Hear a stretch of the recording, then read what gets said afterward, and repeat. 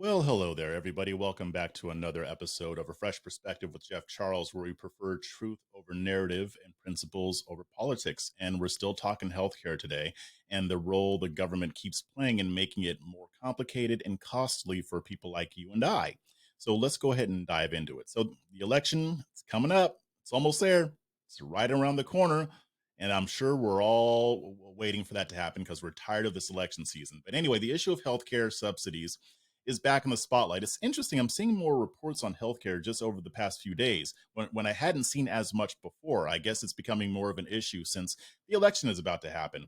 But anyway, there was an article in Fast Company and it discussed what might happen if Trump wins and lets the Biden era subsidies under the Affordable Care Act expire. Here's the thing, the people are afraid of this. I understand why, but taking away the subsidies without changing the underlying system won't fix anything.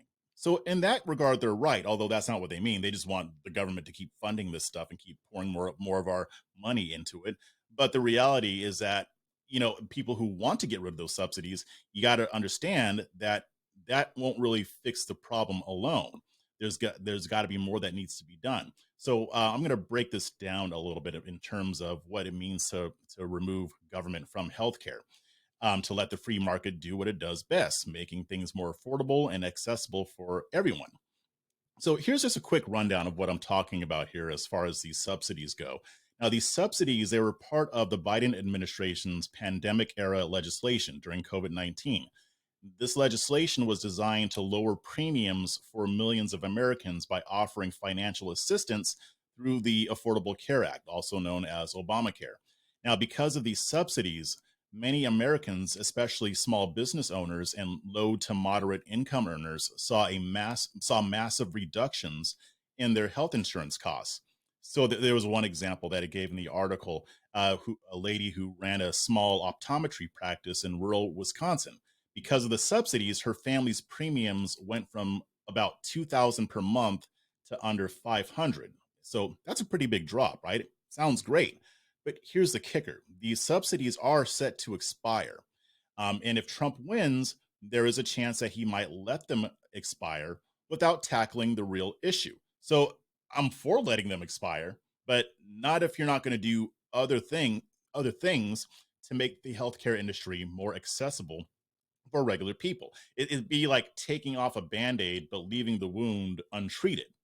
In the short term, we would see premiums skyrocket and millions could lose access to affordable insurance. But even with these subsidies, these aren't real solutions. They're temporary fixes that cover up a big problem, which is the case with most government policy, right? So here's where we're going to kind of get more into the thick of it. The role of government interference is driving up these prices in the first place. That was always the problem in the first place. If you take Obamacare itself, it sets specific requirements that insurers have to follow. Those requirements add up when you keep stacking them on and stacking them on, and they create what we know what is called administrative bloat. So let's take the 340B drug pricing program as an example. I've brought this up before. I've written about this. Again, this is a program that may have started with good intentions, but then it went sideways like most other government policy does. The program is meant to provide discounted drugs for low income patients through hospitals, but it's turned into a huge mess that has enabled greedy people at these hospitals and other companies to make money off of it. They basically are buying drugs at lower prices that are mandated by the government, but then they still charge higher prices to the consumer and they pocket the difference. It's a brilliant scam, but it's disgusting too, right? If you look at what's called a prescription drug affordability boards, these are boards that have popped up in certain states. Not every state has them, but basically in these states, these prescription drug affordability boards, they cap drug prices ostensibly to make them more affordable, but instead of helping, these caps often lead to drug shortages or they limit access to newer and more effective treatments. The market becomes more tangled, less competitive, and guess who suffers? We, the consumers, we end up paying the price for this, right? The fact is, every time the government tries to fix healthcare by adding new rules or subsidies, they create more complexity and higher costs, not for them, but for us.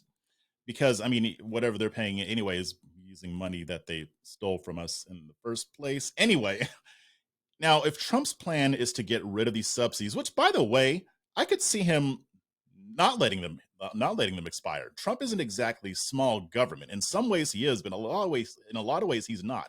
I could see him letting those get renewed. But anyway, if he does get rid of the subsidies, without dealing with the rest of the system, then people are really going to feel the pinch. And in these days with inflation and other economic problems, that's going to hurt a lot of people. The thing is, you can't expect free market results if you leave government policies intact when it comes to healthcare and pretty much every other industry. Removing these subsidies while keeping the insurance requirements in Obamacare, it's only going to make things worse. Again, it would be like pulling out scaffolding without reinforcing the building. It's not going to hold up, right?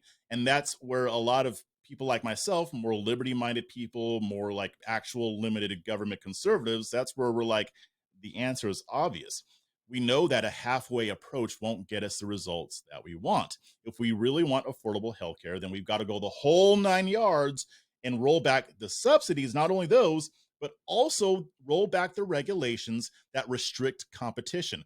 Roll back regulations that make it easier only for the big guys, only for the big corporations, while basically forcing smaller enterprises out, smaller enterprises that might want to come up. It creates more competition, offer a better product for a better price.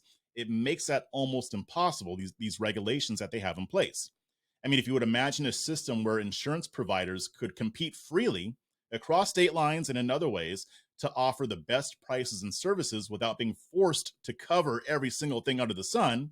If insurers, if they weren't bogging down insurance companies with regulatory requirements, then they would be able. They wouldn't be able to offer a wider range of plans and services at better prices. They would have to. They would have to offer better services, better products, and better prices, or else they will go out of business. That's how this is supposed to work. And it also gives more options to the consumer. Maybe a certain healthcare plan or health insurance plan covers a lot of things that one person might not need. Maybe they should be able to tailor those plans specifically to certain types of individuals. Right now they can't, because the government requires them to cover all of these conditions that don't apply to everybody. One size fits all solutions do not work. A free market approach means that these insurers could offer tailored plans that cover exactly what their consumers want, not what a government agency says they should. And without programs like the 340B drug pricing program adding on additional costs, we would see drug prices come down. We would see medical care costs go down overall. When businesses are forced to compete, then they have to find ways to deliver something better for less. The same thing applies to healthcare. So anyway, if we're going to deal with this issue, we can't just eliminate the subsidies. You've got to take the government's entire heavy hand out of that system. That's real reform. That is real reform, not just skimming some stuff around the edges or whatever. Anyway, that's it there. That's all I got to say there. Let me know what you think. Also, you already know what to do before you go. Don't leave yet. You got to like this, share this, and subscribe. Help a brother out. Also, check out my Substack. It's called Chasing Liberty. You can access that at libertychasers.com. Become a subscriber there. Support my work. I really appreciate it. And until then, thanks for listening. Or until next time, stay free, stay principled, and most importantly, stay ungovernable.